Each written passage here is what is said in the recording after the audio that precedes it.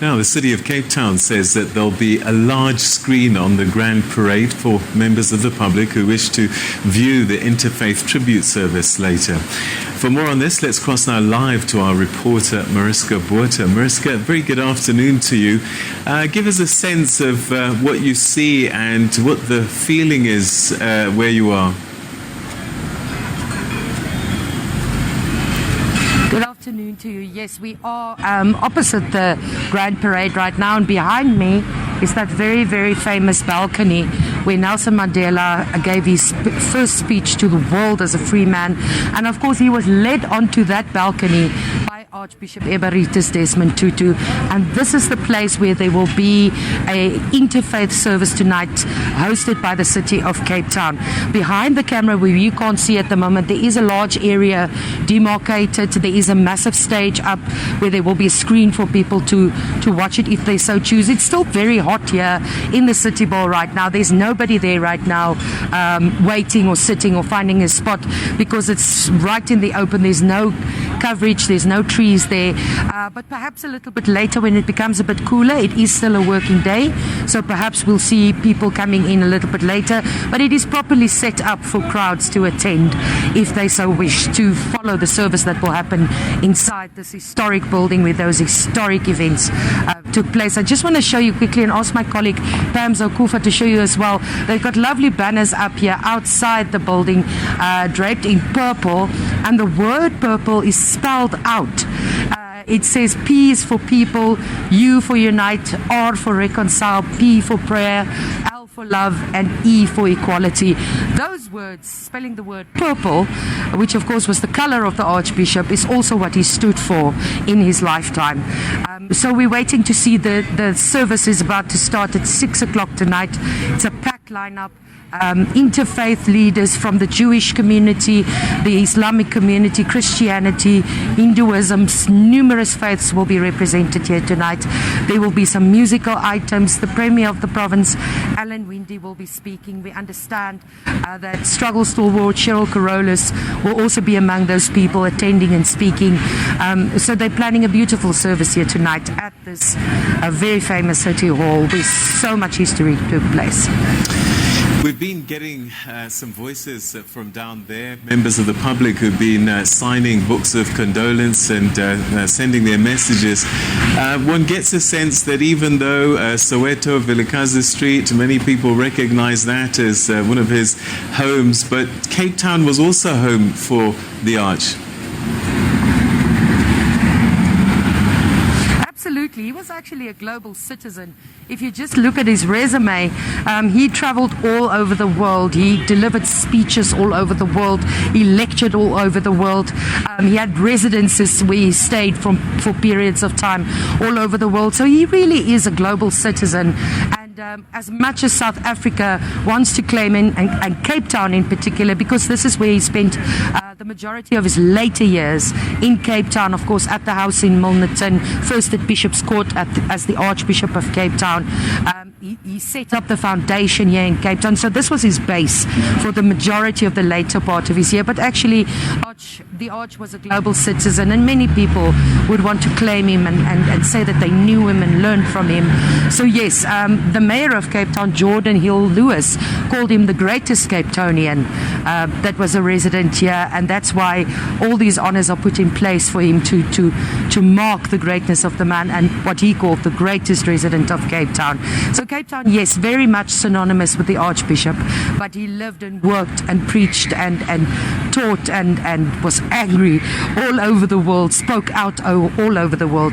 But you're right, Cape Town is the heart of the operation of the Arch's foundation and his family life in the later part of his life. So Cape Townians, you expect them to come out in their numbers. One gets a sense that they were very connected to him. Absolutely.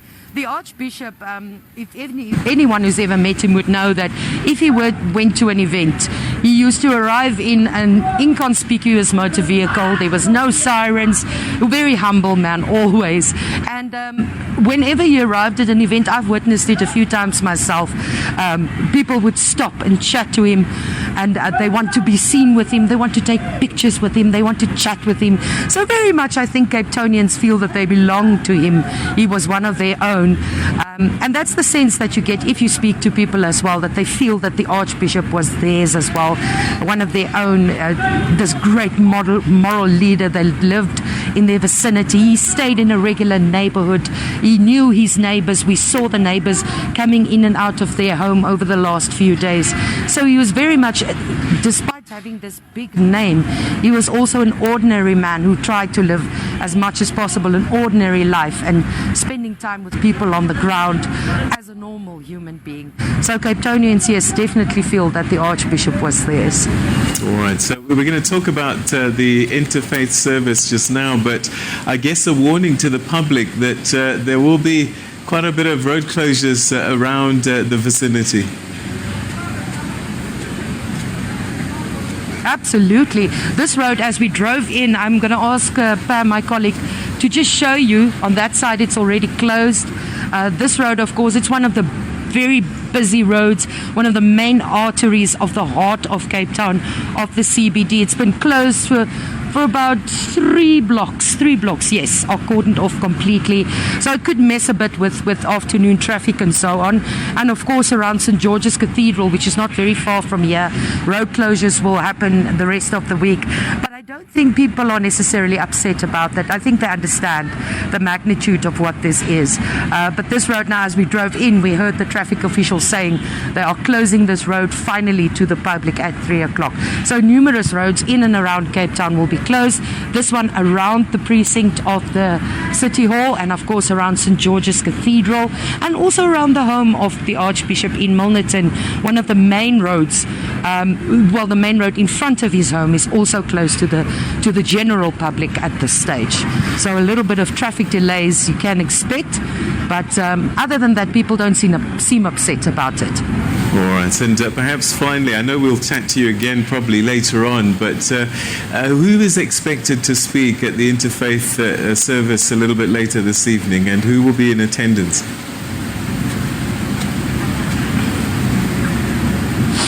Cheryl Carolus will be one of the people who will be speaking. Of course, she had a long-standing relationship with the Tutus herself. She was an activist, a struggle stalwart. She was part of the great marches that happened here in Cape Town. She has a long-standing history with the Archbishop and his family. She will be speaking. We understand Mampela Rampele, who was asked personally by the Tutu family to speak on behalf of the family. I understand she was put into the lineup at the last minute. She will be speaking tonight. The Premier of the province, Alan Winde, will address the people. And of course the different faith leaders. We will see rabbis, imams, pastors, preachers will come out and address the people and give their message of condolences and perhaps their message of joy and hope that embodied the Archbishop. Mariska, we'll leave it there for the time being. Thanks very, very much indeed for that update. That's one of our senior reporters there, Mariska Botha, outside the Grand Parade in Cape Town, and that's going to be the scene a little bit later on for people who want to see the Interfaith service that will be taking place. They'll be able to see it on the big screen, and we'll keep in touch and keep you up to date with proceedings on that one.